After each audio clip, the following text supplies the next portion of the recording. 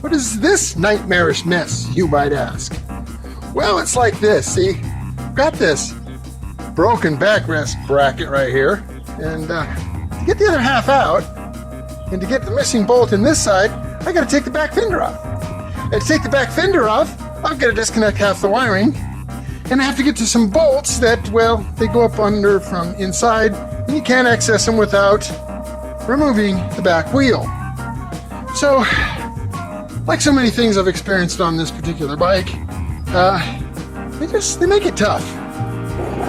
And the nice thing is, when I go to put all this back together, I no longer have to include this ridiculous thing.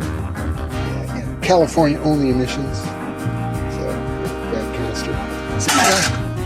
And now, everything's in place as it should be. My backrest, well, it's solid as heck.